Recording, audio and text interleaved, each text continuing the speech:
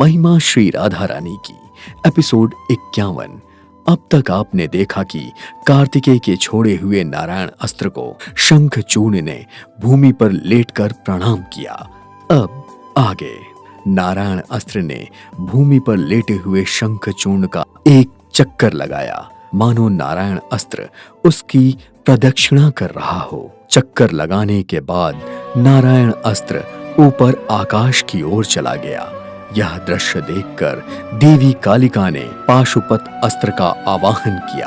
पाशुपत अस्त्र अर्थात भगवान शिव का अमोघ अस्त्र, जिसका प्रहार कभी विफल नहीं जाता। अकाट्य अपराजेय वो अस्त्र जो शत्रु का वध करने के उपरांत ही वापस आता है।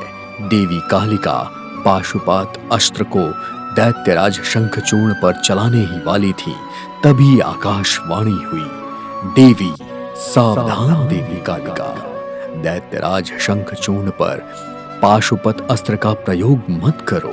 इसकी मृत्यु पाशुपत अस्त्र से कदापि नहीं होगी, क्योंकि जब तक यह अपने कंठ में भगवान श्री हरि के दिव्य मंत्र का कवच धारण किए रहेगा और इसकी पतिव्रता पत्नी तुलसी जब तक अपने सतीत्व की रक्षा करती रहेगी, तब तक मृत्यु इस पर अपना प्रभाव नहीं डाल सकती। यह ब्रह्मा जी का दिया हुआ वरदान है। आकाशवाणी सुनकर भद्रकाली ने अपना हाथ रोक लिया। पाशुपत अस्त्र लुप्त हो गया।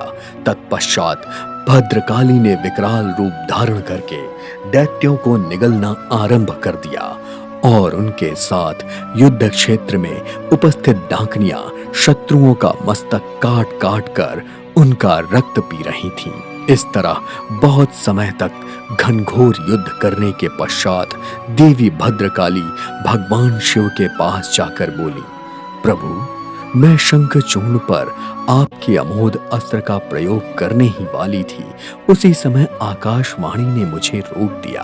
आकाशवाणी की कही हुई बातें शिव जी को बताने के बाद कहा, अब मेरे लिए क्या आदेश है प्रभु? भगवान शिव बोले, ठीक है देवी, तुम कार्तिकेय की रक्षा करते हुए युद्ध करो।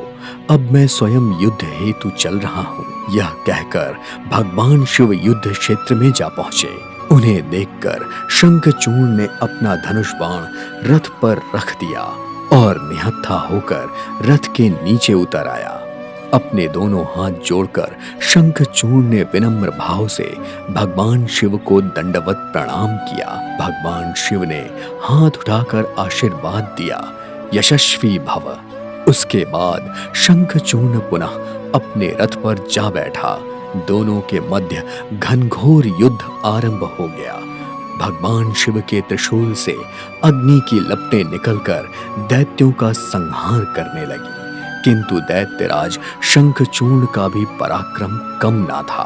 बाणों की बौछार से उसने शिव जी की सेना के अनेकों वीरों को मृत्यु के मुख में डाल दिया, किंतु मृत्युंजय भगवान शिव ने संजीवनी द्वारा अपने सैनिकों को पुनः जीवित कर दिया। जीवित होकर वे सैनिक पुनः युद्ध करने लगे। इस तरह कई दिनों तक युद्ध चलता रहा। ना तो कोई पराजित हुआ और ना ही किसी को विजयश्री मिली।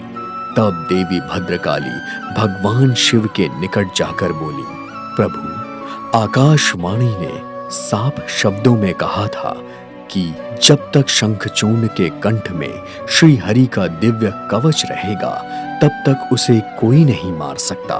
देवी भद्रकाली के वचनों को सुनकर भगवान शिव बोले, देवी, तुम्हारे कथन का तात्पर्य क्या है? तब देवी ने कहा, प्रभु, मेरे कथन का तात्पर्य है कि जब भगवान श्री हरि हमारे सहायक बनेंगे, तभी इस महाबली दैत्य की मृत्यु संभव है। देखिए अगले एपिसोड में धर्म सिनेमा YouTube चैनल पर।